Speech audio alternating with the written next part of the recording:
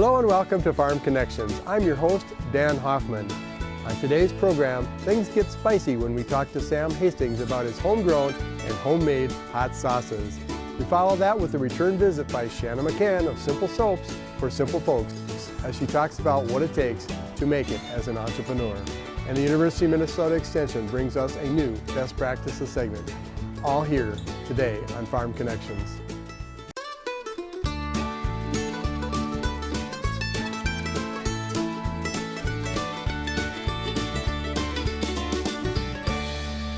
Welcome to Farm Connections with your host, Dan Hoffman. Farm Connections made possible in part by Minnesota Corn Growers Association, working to identify and promote opportunities for corn growers, enhance quality of life, and help others understand the value and importance of corn production to America's economy. EDP Renewables North America, owner-operator of Prairie Star and Pioneer Prairie Wind Farms, Minnesota and Iowa. EDPR wind farms and solar parks provide income to farmers and help power rural economies across the continent. Northern Country Co-op, a full-service cooperative in grain, agronomy, feed, and lumber. For the latest news, job openings, and podcasts, you can go to their website, ncountrycoop.com. R&S Grain Systems, a family-owned business serving its customers for 50 years with leading designs in the manufacturing of grain handling equipment and grain storage systems. You can call them for a quote today.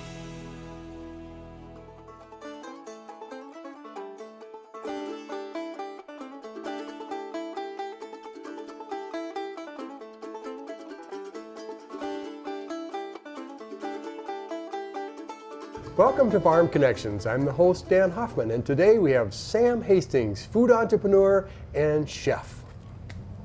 Welcome, Sam. Hey, great to be here. Well, it's fun to have you. So what do you do? Well, right now I'm a small batch premium hot sauce producer. More or less, I'm the owner and creator of Sam Sauce. Interesting. Yes. Well, tell us more. Well, it's a small batch premium hot sauce company that's been going on for about 2 years right now, and I always mention it's chef inspired because that is my personal background. Been a professional chef for the last 18 years and wanted to really pursue something that I could call my own. Well, you certainly have, and we love local, we love food entrepreneurs, and we love to eat. So probably you're close to your roots where you started? That is very correct. So Austin, Minnesota, born and raised. So I was here, class of 07, and then immediately after high school I went to Le Cordon Bleu in Las Vegas for some culinary training, and then kind of did a lot of traveling to Louisiana, Iowa, Wyoming, back, and bounced around quite a bit, but always ended up back here, Austin, Minnesota. Well, tell us about that chef school. Yeah, so that was fantastic. So it was a pretty fantastic program where it was pretty quick. I mean, it was like a 15-month program, but every single 4 weeks, a totally different class. So it was really easy to lose a lot of that information unless you really were pretty focused, let's say. But that was just one of my big interests, is cooking, pursuing like that chef feel, that food, experimenting with flavors, and just learning everything that comes to the produce, the protein as well. You strike me as someone that would take a training or a class or an experience and turn it into something bigger and better for other people. What'd you do with the training? Well, and that was one big thing because 2020 obviously affected a lot of things. Let's just mention COVID, whatnot, and I really wanted to change gears, so loved cooking, loved pursuing that, being a chef, opening restaurants constantly, and then little rocky road there for a little bit. Didn't really know what was going to be happening later, and then said, hey, I love growing peppers, I love making hot sauce, I love burning my buddies, and I wanted a little spice for life, and that's why I just really wanted to pursue this. So once again, it's my branding, it's me on a bottle, I always mention, and it's something that I'm doing every aspect of the way, whether it's growing the chilies, making the sauce, bottling it, and labeling it, so extremely involved.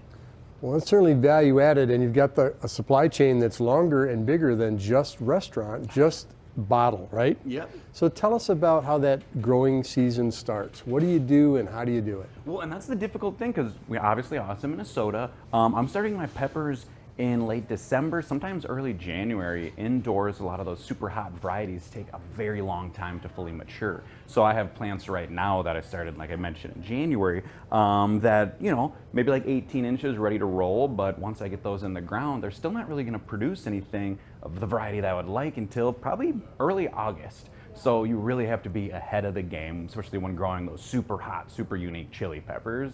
And then obviously the harvesting, sometimes I would preserve, whether it's lacto fermenting, drying, or whole freezing too for like later experiments. Does the soil and the climate affect the taste? To me, I know the soil, it would just be like what you're amending it with. So I do a lot of fresh composting, and then a lot of like really great and local nutrients, more organics rather than just the classic liquid mixed with water and give it a day like that. But I really want to say like the soil is everything, and the water, the moisture content, to me is almost the most important thing, especially growing peppers. You want them to dry. You don't want them to be just logged with water for so long, but you really want those dry and wet periods too. And you can always amend with some sand, some perlite or whatnot, just to kind of get a little better drainage in the soil. So you're really controlling that environment. And it's the fun part, but it's a lot. So this last February, I did choose to go full-time Sam Sauce, just because working as a chef, a lot of restaurants like that, big time commitment. And the more I really wanted to pursue this and the more I wanted to be involved, it takes a lot of time. So yeah, being involved with growing the peppers every morning, I'm rotating my peppers from my grow tents, making sure everything's watered individually, takes a lot. And then once I start getting outside, it'll be probably 3 hours every morning to just go through everything and make sure everything's going well. So yeah, very involved. Some people say that plants do better with people talking to them. Do you talk to your plants? I probably hum. I hum a tune, maybe sing a little bit, or I probably talk to myself more or less, but normally to the pepper plants, probably a little tune. Probably helps. Of course, they like the CO2 and convert it back to oxygen, so that's part of it, right? Little interaction's always good. I think it's good for my mentality too. I like to see everything. Tell me about that, the experience that a person goes through in gardening or food entrepreneurship or going to your restaurant. Well, and then it's kind of like that idea of like maybe farm to table, or for me it's like from seed to harvest. Seeing everything go all the way through is super engaging and really rewarding for me, especially if sowing my little chocolate primo tally chili peppers, which is super hot variant right now. Like I mentioned, December and January, letting that germinate for, upwards of 2 or 3 weeks sometimes. So super hots take a long time. And then, you're transplanting little seedlings, you're making sure there's some airflow, humidity, then maybe transplant them in larger pots. And then now I'm just getting itchy to get those outside. So yeah, big commitment there. Lots of going on, but it's just really, really rewarding to see that fruit at the end of the season, which could be, December to August. Until I'm actually seeing that in my hand. And with our short growing season, sometimes October rolls around, you're done.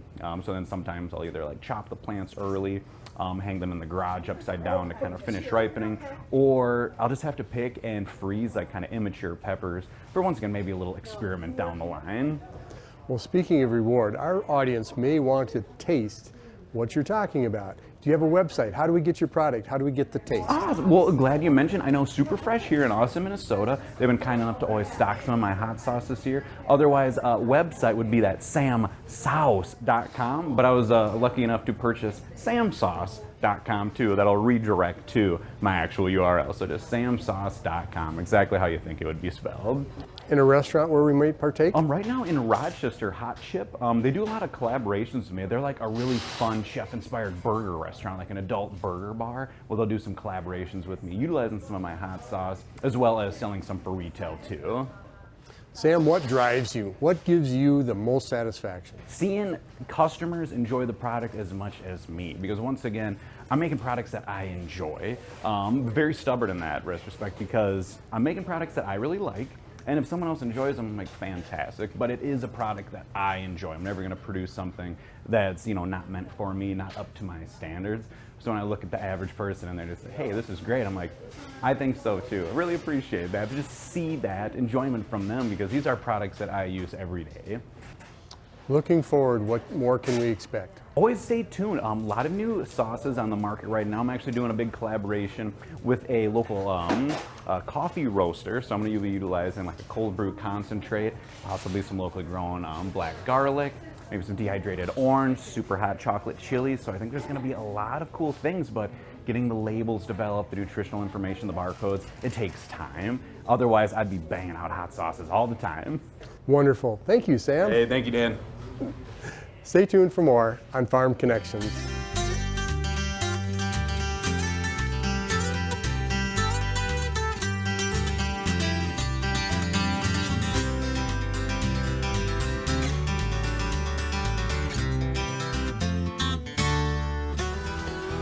Farm Connections Best Practices, brought to you by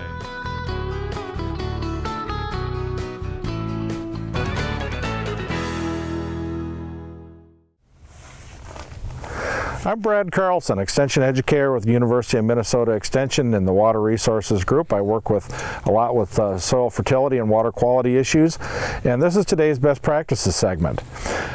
The last decade has been extraordinarily wet, and this has been very important for nitrogen application because the loss processes of nitrogen that are most significant are water-based, and that primarily happens when the soil is saturated. So a lot of people ask the question after a nitrogen application has been made, either whether it be in the fall or prior to planting, and then conditions get extremely wet, is did I lose nitrogen? And that's a really fine question, and it's dependent on a couple of key conditions in the soil. One is that the soil has to be completely saturated in order for this to happen. The two main processes are either leaching, which is moving the nitrogen down into the profile and into either shallow groundwater or field tile, or denitrification that happens in the atmosphere. And so that happens through a biological process when there's oxygen is absent from the soil, and because it's biological, it's really keyed in with the soil temperature. It happens faster and to a much greater extent when the soil is warm, as opposed to leaching where it doesn't really matter. Now, in both circumstances, the nitrogen has to be converted to nitrate before either of these processes will happen. So most of our pre-plant and obviously our fall applications are going to be strictly anhydrous ammonia, and then our pre-plant applications are likely to either be anhydrous or probably urea. In both cases, the nitrogen has to actually convert to nitrate first before the loss can happen. That also is a biological process that happens when the soil temperatures are warm. So enough time has to elapse, as well as the soil temperatures need to be warm enough for that to happen first. And so oftentimes when we have extremely wet conditions early in the spring and there's been a fall application, farmers will say, well, it's been really saturated and really wet, did I lose nitrogen? Well, not very likely. A fall application of anhydrous with cold soil temperatures in the fall and of course frozen in the winter and then cold again in the spring probably didn't convert the nitrogen into nitrate in order for the nitrogen to be lost. And so that process happens as we get into the early part of the planting and growing season. Typically we hit an average soil temperature of 50 degrees on about May 1st, and so that's when that process really takes off. And so most of our fall and pre-plant applications are fairly stable for that reason. It's really we need to focus on whether it gets wet in the early part of the growing season. That would be for leaching purposes. If it's extremely wet, we can move nitrate into the tile, but more significantly in southern Minnesota is denitrification, which is up into the atmosphere. Because that is also a biological process and keys in on the soil temperature being warm, it really isn't until the temperatures are warming above 70 degrees, and particularly when they get to about 80 degrees Fahrenheit, that is significant. So really that process starts to happen in great significance when the soil is saturated, starting in about June. And so that's when farmers need to really start paying attention to that. If your soil is saturated, for one thing, it needs to be for more than 2 days at a time for it to even start. But if the soil is saturated for more than 2 days, we can start losing nitrogen to denitrification. If the soil is saturated for 10 full days, we can lose about half of our nitrogen that we've applied in that 10-day period. And so really that's kind of the key. If you've done a pre-plant or a fall nitrogen application, is really be watching for saturated soil conditions, and particularly when the soil temperatures start to get warm. And if that is the case, then you're going to need to think about supplementing the applied nitrogen. This is Brad Carlson, Extension Educator at the University of Minnesota Extension, and this has been our Best Practices segment.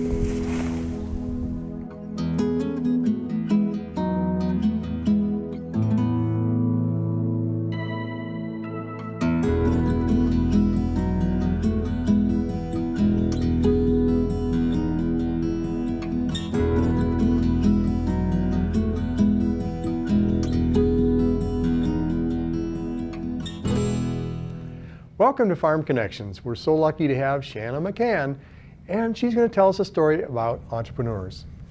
Welcome to Farm Connections. Thanks, Dan. Glad to be here. Well, how did you get this business started and what's its name? So I'm the owner and soap maker at Simple Soaps for Simple Folks. Started it 13 years ago, and it was sort of a funny circumstance. Never ever did I think I'd be a soap maker, but here I am. I was gifted 2 goats when I moved to Minnesota, and I was making cheeses and yogurts and all kinds of food product with the milk and had extra. And I decided that one day I could make soap using the milk in the soap. A friend showed me how to make soap, and I was like, aha, I can do this.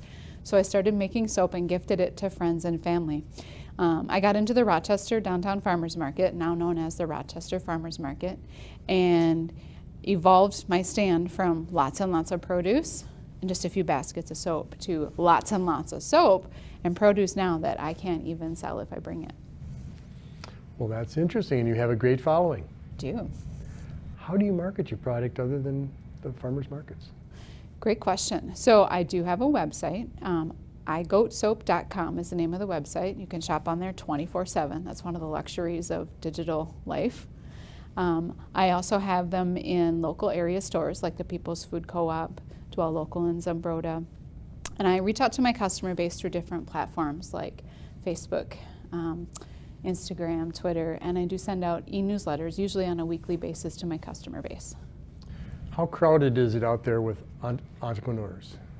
So it's an interesting thing. I think people who are innovative see a need to fill a niche, and then the spark happens and they decide to fill that with whatever creative talent they have.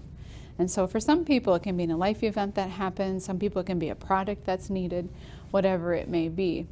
The younger generation, and I speak like I'm an old lady, but I'm not. The upcoming generation is very creative, and there's a lot of different needs that are yet to be met. So I think that it's a thriving community. So how does one get started? Great question. So there's a lot of different facets to starting a business. Obviously there's a financial aspect of knowing that you have some cash or money that you can use to start, whether it's buying your raw materials or creating a presence with marketing. Those all take funds to make happen. Having a support network of friends and family that like what you do, and eventually even a customer base, that helps too. Another thing that's great for starting a business is just having that deep passion.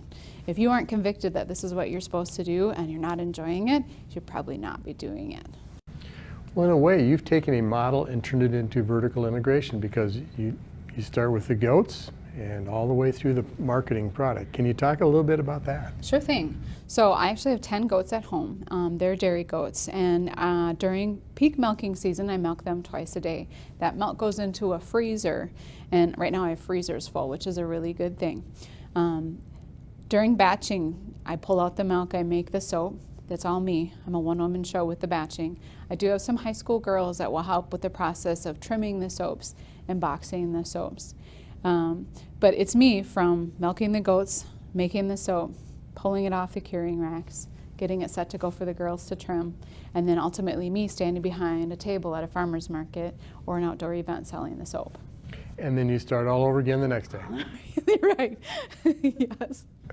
How do you set lanes or boundaries for the business? It's a great question. So the quote is, you own your business or the business owns you, right? And so it's easy to, when you're your own boss, to always find something to do. With a dairy farming background, it's easy to always be busy. Like if you're not working, something's wrong with you, right? So for me, I'm always doing something. And so you just have to stop and say, now, is it worth me staying out for another 2 hours, or should I just go to bed and come back to this fresh tomorrow morning?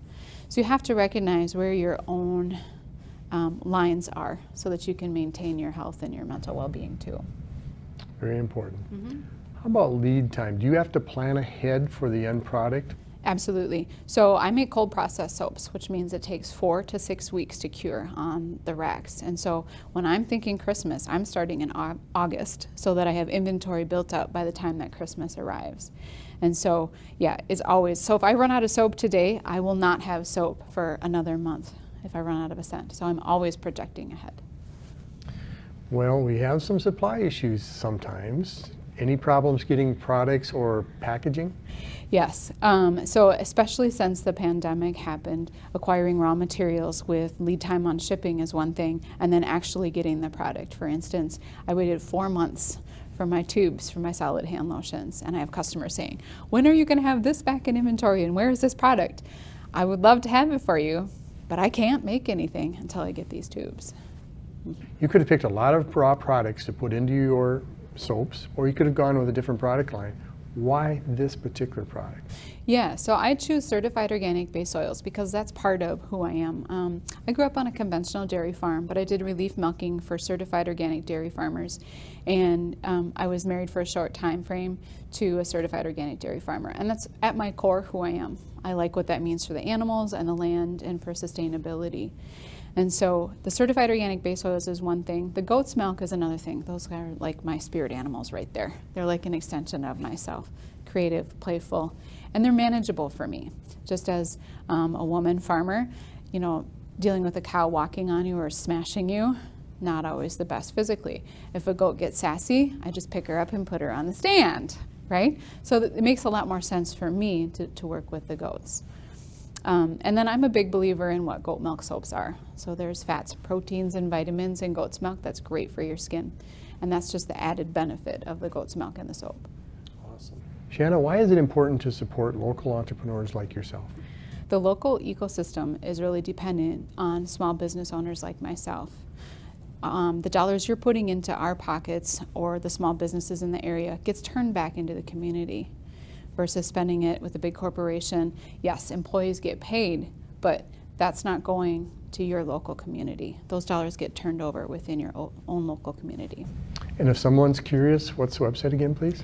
igoatsoap.com. Thank Awesome. you. Thanks, Shanna. Yeah.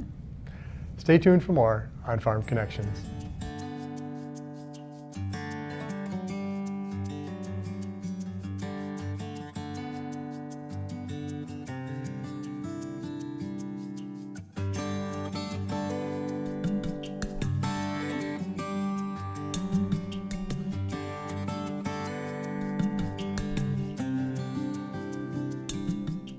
Farmers are rapidly pushing through an open window across much of Minnesota as the process of spring planting is well underway. Most growers are likely focused on getting the crop planted, not necessarily assessing the importance of the markets to which their grain will go. Grain trade adds over $1 billion to Minnesota's gross domestic product. More than $1.1 billion in corn is exported, as is over $168 million in dried distillers' grains and $165 million in ethanol each year. 1/3 approximately of our grain that we're producing is exported. And so if you're willing to give up 1/3 of your price, no matter what it is, give up 1/3 of your price, that's how important trade is for us. Jim O'Connor farms near Blooming Prairie, Minnesota, and is team lead for the Western Hemisphere for the U.S. Grains Council. He sees firsthand the value and importance of cultivating trade relationships. Every one of those countries that we work with has different trade policy. And to navigate through that trade policy, you need a team of experts. And so once you get an agreement in place, you get a relationship in place, you don't want to mess with it because it takes a whole lot more to reestablish or to develop that relationship than it does to preserve it. Global demand for U.S. grains has remained strong despite the COVID pandemic, transportation challenges, and supply chain disruptions.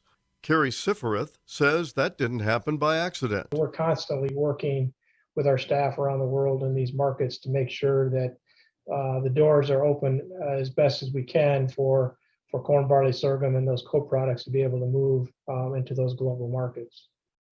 Farmers may be currently focused on getting their crops in the ground, but the value of what they'll harvest later this year depends heavily on keeping worldwide demand strong. This is Lynn Ketelsen reporting.